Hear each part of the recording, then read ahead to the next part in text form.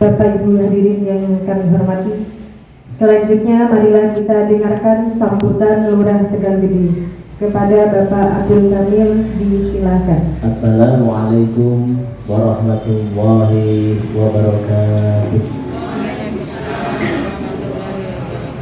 Alhamdulillah wa syukurillah wa ni'matillah wa la hawla wa la quwwata asyhadu an la ilaha illallah wahdahu la syarika lah. Asyhadu anna Muhammadan abduhu wa rasuluhu la nabiyya wa la rasulullah ba'dah.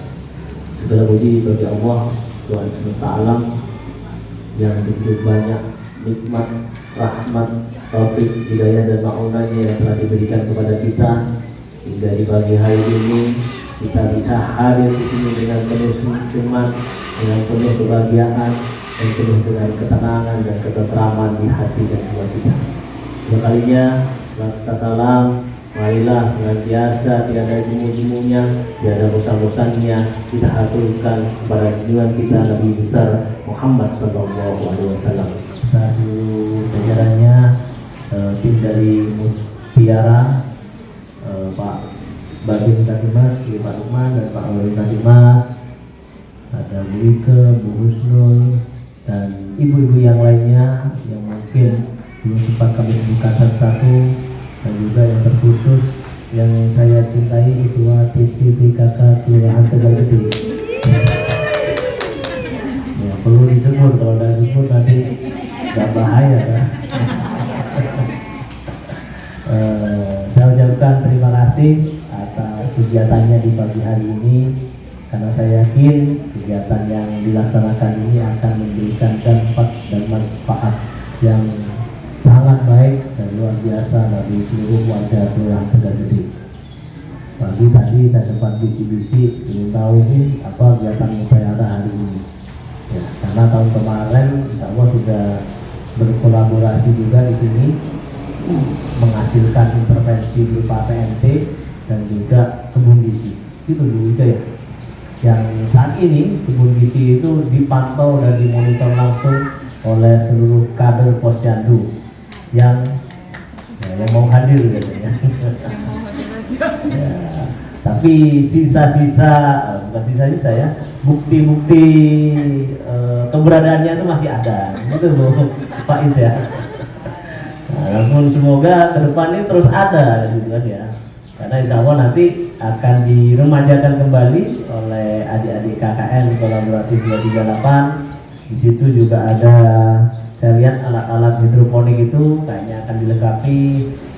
Kemarin juga lilingnya yang dalam cempolong itu juga akan kembali diisi, gitu kan? Karena itu kan terkait dengan kebutuhan proteinnya, kebutuhan gizinya dan lain sebagainya.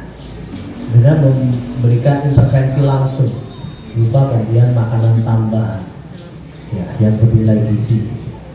Dulu kita pernah ya Bu Ike ya, dari kolaborasi dengan NGO ya, atau lembaga lazisme ya, walaupun hanya 3 anak dalam waktu 3 bulan. Sebenarnya hasilnya sudah lumayan gitu ya, yang membiayai mereka, yang melaksanakan kader posyandu juga. Waktu itu masih belum ada PNT dari yang lain, yang kita inisiatif, kita gerakkan. Nah, mungkin ini menjadi PR bersama lah, bagi saya juga, dari kader-kader posyandu yang ada, begitu memungkinkan tidak misalnya menggerakkan dermawan-dermawan yang ada di Kelurahan Tegalgede ini untuk bisa bantu sesamanya. Seringkali kita berpikir ya, tidak hanya saya dan banyak orang memikir ketika kita memberikan sesuatu dalam bentuk bentang atau berupa charity lah istilahnya ya, bagi-bagi mungkin infak sedekahnya, itu kita anggap itu sudah cukup. Padahal harusnya itu bisa lebih terarah dan terfokus. Kalau memang masalah di sekitar kita itu adalah masalah stunting, ya tidak ada salahnya zakat dan infak mereka itu diberikan dalam bentuk paket-paket stunting itu. Bisa jadi mungkin kita juga yang belum menyapa kepada dermawan-dermawan atau muzaki yang ada di Kelurahan Tegalgede ini. Kalau dikatakan muzaki berarti sudah dia wajib zakat. Dan zakat itu bagi umat Islam bukan kebaikan. Ya, ini bisa disampaikan kepada orang-orang kaya itu bahwa zakatmu itu bukan kebaikan tapi kewajiban. Nah, baru kebaikannya itu sedekahnya. Kalau kita punya harta 1 miliar, kita ngasih 2 juta itu bukan kebaikan. Karena apa? Zakatnya 2,5% dari 1 miliar. Itu sekitar 25 juta. Nah, kalau yang 25 juta sudah dikeluarkan, hartanya sudah bersih. Ya, baru kelebihannya itu adalah infak dan sedekah itu adalah kebaikan. Sehingga memang perlu kita edukasi. Nah, kita perlu mungkin bikin semacam program paket dan sebagainya. Kalau kader posyandu kan bisa itu melakukan pendekatan, komunikasi. Bisa jadi mereka juga belum disapa, sehingga apa? Zakatnya tidak tersalurkan dengan baik di sini. Dan salurkan kemana, ya, ke tempat yang lain dan sebagainya. Nah, coba kita mulai dari diri kita bikinkan paket-paket yang ini memungkinkan untuk meningkatkan kesejahteraan masyarakat kita. Tidak harus banyak, misalnya di satu posyandu itu ada 10 yang terintegrasi anak stunting, jika masih mampunya 1, ya 1 dulu coba kita intervensi, tapi dengan fokus dan target yang jelas. Ya, lebih baik 1 selesai tuntas daripada 5 ataupun 10 diselesaikan tapi tidak selesai. Ya kan? Apa misalnya dikasih susu hanya sekali, ya? Kasih makan hanya sekali, kasih telur hanya 1 atau 2 untuk 5. Karena kok dia keduman kafe, Pak? Iya, keduman kafe tapi gak mari-mari masalahnya. Lebih baik yang paling kritis, paling memungkinkan. Karena saya yakin juga stunting itu bukan masalah kurang gizi, bukan hanya masalah kurang makan, bukan hanya masalah kurang nutrisi, ya, tapi juga masalah yang lain. Ada masalah kurang perhatian, bisa jadi stunting. Ada masalah penyakit genetis, itu juga bisa jadi stunting, seperti Down syndrome. Dikasih makan seperti apapun, ya perlu ada intervensi medis yang lain gitu. Sehingga mungkin ada pengklasifikasian dulu. Sebenarnya stunting ini persoalannya dari mana, kan gitu. Kan tidak bisa semuanya dikasih makan itu pasti kemudian tidak stunting. Kelihatannya masalah stunting itu sederhana, di berat dan tinggi. Padahal kan harusnya lebih daripada itu, sebenarnya dari segi perilaku anaknya, lincah apa tidak, daya tangkapnya dan sebagainya, kan begitu. Nah, ini mungkin menjadi PR kita bersama.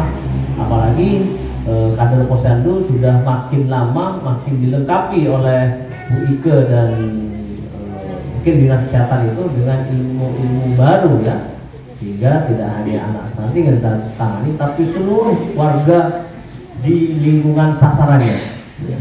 Sehingga kader posyandu ini sudah menjadi asisten bayangannya Bu Ike. Itu hanya untuk antisipasi. Nah, harapannya kan memang dengan kita mendeteksi sejak awal, kita bisa mengintervensi sejak awal dan mencegah serta memberikan solusi sejak awal. Nah, syukur-syukur misalnya dari data kita misalnya ada 30 stunting yang memungkinkan ini 3, ya udah kita 3 kita selesaikan.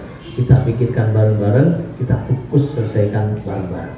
Saya yakin 3 anak untuk 3 bulan berarti butuh berapa itu? Kan tidak terlalu banyak. Kalau kita bagi dengan warga penduduk dan gede, insya Allah bisa. Banyak solusi. Dulu sempat saya sampaikan, Pak, ya. Sebagaimana saya ceritakan. Insya Allah disaksikan ibu-ibu kader nih. Waktu itu saya ajak bikin bank sampah. Kita coba minta sedekah sampahnya. Ya, kalau minta sedekah uang mungkin berat, ya. Mau 1.000, mau 2.000 berat. Ya udah, sampahnya saja. Ingat enggak ibu-ibu itu? Yang saya bagikan kresek itu. Kreseknya habis, ya sampahnya enggak ada. Ya, saya kasih kresek 2 warna, merah dan putih. Ya, kita ambil 2 sampah yang sederhana dulu. Sampah plastik sama sampah kertas. Dan ini paling gampang jualnya. Mau dijual sendiri boleh, mau dikumpulkan dijual bareng-bareng di sini juga boleh. Cuma hanya sekali kayaknya atau 2 kali kita jualnya itu. Ya kan, setelah itu kok enggak ada lagi nih, gitu kan. Yang intinya semua program itu baik, banyak ide, banyak cara, banyak informasi lah yang bisa kita duplikasi. Tinggal kemudian keistiqomahan kita untuk menjalaninya. Pak, ganti ini, Pak, ganti itu. Sebenarnya tidak perlu diganti-ganti. Yang ada jalani, maksimalkan, istiqomahkan. Ya. Ya, contoh sederhana sampah, ya. Kalau mungkin kertas sulit, plastik angel, yang paling sering ibu-ibu lakukan adalah sampah apa? Sampah minyak apa? Minyak goreng itu apa ya, Mas? Jelantah. Nah, minyak jelantah itu bisa dijual. Mau enggak ibu-ibu kader posyandu melakukan ini? Ada angin, Pak Lurah aneh boleh. Nah guring boleh, ya kan guringnya sampai berapa kali Bu? 3 kali, 5 kali kan? Ya coba dilakukan. Apa? Setiap berarti kita modal botol ya, botol. Jika ibu-ibu yang sudah selesai masukkan botol, mungkin bisa ditaruh di depan rumahnya, nanti itu diambil oleh kader atau waktu posyandu dibawa. Jadi di posyandu siapkan botol lebih besar, gitu, tumpuk di situ. Mau dijual kemana? Gampang, yang nyari banyak, gitu kan? Yang nyari banyak. Cuma tidak mungkin cuma 1 botol ini dijual kan, gitu kan? Nah, kalau sisa sampai 5 liter besar, 10 liter, nah berapa harganya 1 liter? 2000, lumayan itu. 1 liter, kalau 30, 60 bisa untuk MT, bisa. Nah, kita gerakkan minyak jelantah untuk PMT stunting, luar biasa ya. Saya yakin malaikat itu sampai bingung mau nyatet amal kebaikan jenengan. Kan sesuatu yang tidak berharga, sesuatu yang tidak bermanfaat, sesuatu yang mungkin dibuang bahkan mengotori limbah kita. Karena kalau minyak jelantah itu dibuang ke selokan sini, Pak, Bu ya, ikan-ikan saya itu bisa mati. Betul, kenapa? Karena kolesterolnya tinggi. Akhirnya sedot, ikannya akhirnya gerah, Pak. Nah, itu makanya daripada merusak lingkungan, merusak perairan dan sebagainya, dikumpulkan dari sedikit lama-lama jadi bukit. Orang yang kaya-kaya itu awalnya dari usaha-usaha yang kecil, tidak ada yang besar. Kalau tidak percaya kita tanya Pak Khalid Ashari yang warga kita, warga Tegal Gede itu, pemilik Senyum Media, toko ATK terbesar, bukan hanya Senyum, tapi kan setapal kuda. Dulunya apa? Dia kios PKL itu. Ya, depannya saya Muhammadiyah. Saya tahu betul sejarahnya beliau. Saya kenal beliau. Dari kecil dia terus bergerak. Nah, siapa tahu? Ya, kader posyandu kita mulai dari minyak jelantah. Ya, minyak jelantah sudah dibuang, kita siapkan. Ya mungkin kita fokus saja. Pos mana Bu Ike yang siap? Oke, kita support botol kecilnya di masing-masing sasaran posyandunya kita titipkan. Kemudian kita juga support 1 botol besarnya untuk menampung itu. Ya jerigen maksudnya botol. Betul. Nah, bisa lebih istiqomah, bisa lebih maksimal, lebih masif, maka insya Allah lebih baik. Nah, ya itu ya. Sama seperti kebutuhan protein. Saya kasih 2 solusi. Pertama pelihara lele, kedua pelihara ayam. Saya yang kampung tidak nemu, hanya pelihara ayam kampus kan susah. Iya kan? Nah, saya sampaikan tapi ayam kampung ini lebih mudah, dia lebih tahan, telurnya juga bagus ya. Makanannya juga tawur dalam tanda kutip ya. Sisa makanan kasihkan habis. Akhirnya apa? Sampah organik kita habis di ayam. Cuma masalahnya warga kita pelihara ayam itu rodok ngawur, dilepas gitu. Akhirnya apa? Bisa jadi sore hari nanti diantarkan dalam bentuk ayam goreng. Kenapa? Ngotori rumahnya tetangganya kan? Nah, ini masalahnya. Ada caranya pelihara ayam tanpa ngotori rumah tetangga. Saya ada di Instagram tuh, dibuat kandang yang bagus gitu kan ya. Bahkan tidak sampai bau. Sampah-sampah organiknya, rumput-rumput, daun-daun kering itu tumpukan aja di situ. Ya, makanannya dari sampah rumah tangga itu. Akhirnya dimakan ayamnya, kotorannya campur di situ. Nanti lama-lama kotorannya menjadi pupuk, pupuknya bisa dimanfaatkan untuk tanaman sayuran itu. Muter saja. Dan saya sudah ngajak anak-anak KKN ini bikin POC, pupuk organik cair. Dari mana? Dari sampah rumah tangga. Saya coba mulai dari warung maupun kafe yang ada di Tegal Gede ini. Kearifan lokal di Tegal Gede ini kan harus kita lebih jeli. Apa potensi di sini? Warung. Kenapa banyak warung dan kafe di sini? Karena dekat dengan kampus dan banyak rumah kos. Bagaimana kemudian sampah yang ada ini bisa menilai manfaat? Kita sampaikan. Jangan kemudian pikir bahwa sampahnya harus dibuang ke tempat sampah. Kalau semuanya sampah kita olah, Pak, tukang sampahnya nanti tidak ada yang dibawa. Ya tidak apa-apa. Kita sedekah uangnya itu tetap aja. Kalau iurannya misalnya 5.000 ya sudah kasihkan. Kalau bisa meringankan beban orang lain, kenapa harus kita bersulit kan begitu kan?